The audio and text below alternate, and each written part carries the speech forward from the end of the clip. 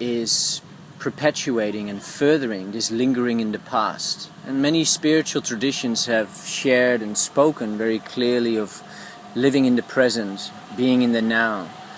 But it's not about dismissing or so-called spiritual bypassing these memories and writing them off as the monkey mind, putting them in a box and labeling them, and in effect judging them for waste or irrelevancy.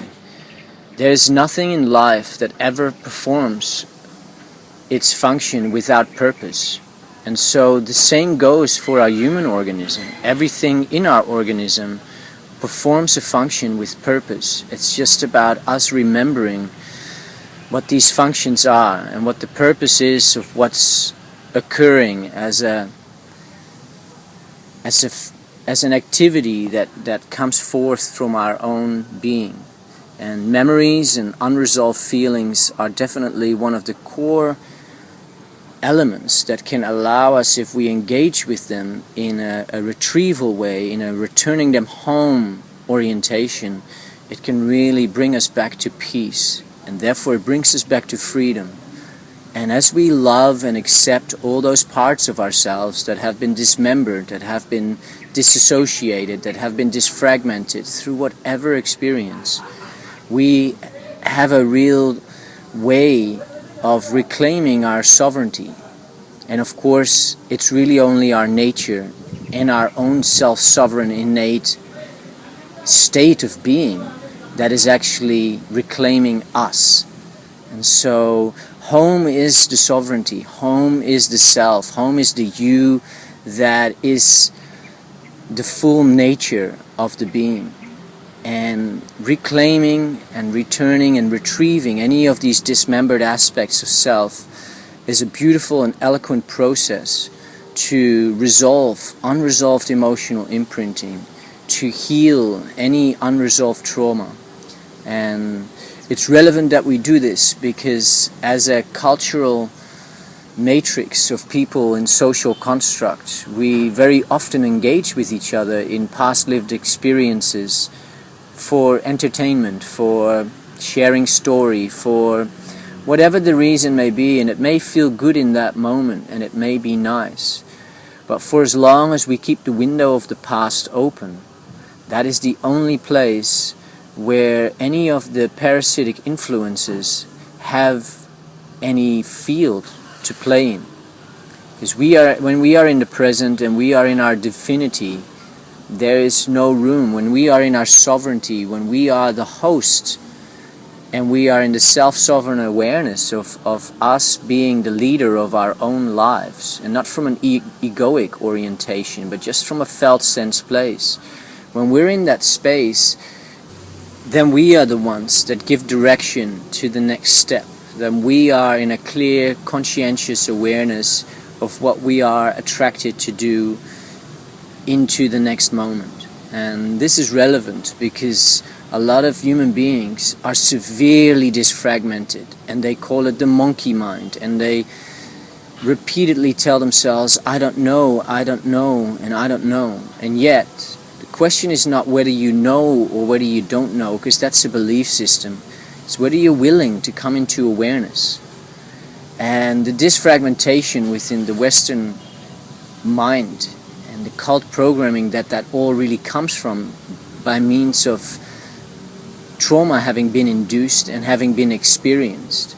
Trauma can be a very natural part of the journey in our lives. It's just how do we process it? And if it was properly processed, would it still be called trauma? Because trauma is only the result and the residue of experiences that haven't been properly processed. And so the syntropic function of memory, when there's an emotional charge around it, is really to retrieve it, to bring it back home, for the sovereign self to reclaim that aspect of self, so we can feel more centered, we can feel more at peace, we can feel more clear, and we can feel with more clarity the direction of where we really want to go. And so in each moment, many associative memories can occur and come up, and they all actually are speaking out their little story because they want to be remembered. They want to be brought back. And this is a simple tool, a simple means, a simple technique that can allow anyone to really take charge again of their own journey and retrieve and recenter and refocus their own life's orientation and what they sense they're really here for.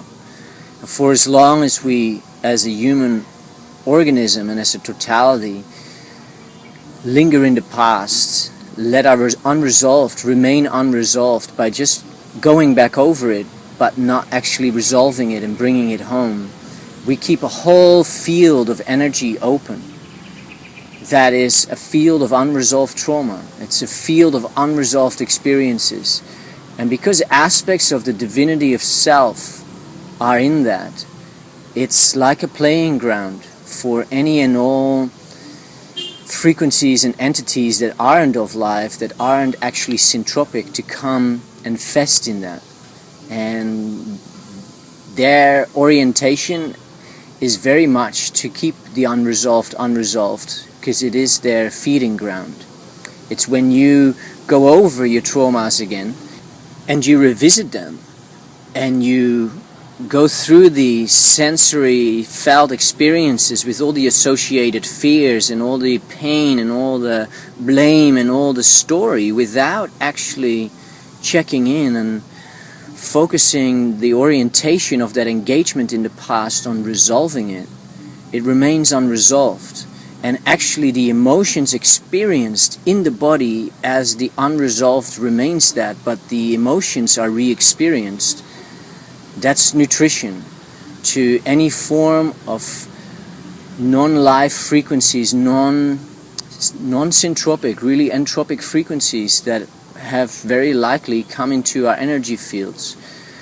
And this is something that begs a lot more light shining. It begs a lot more exposure and illumination.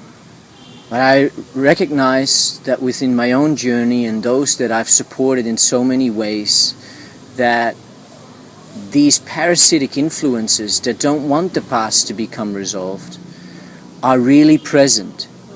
And yet our human nature and our divinity is held in such a way that those frequencies can only be within our organism for as long as we don't reclaim our sovereign authority and the host role of this organism.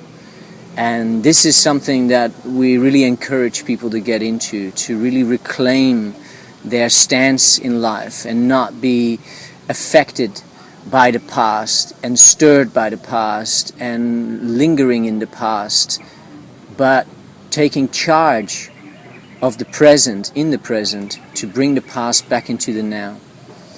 This is a beautiful retrieval technique that can resolve very quickly all sorts of subtle but sometimes even deeply traumatic experiences. We encourage, based on the self-sovereign nature of human life, any human to be their own leader, to be their own healer, to be their own guru, to be their own supporter. And of course, we hold hands together as we journey back into ourselves, as we remember and as we resolve our past imprintings.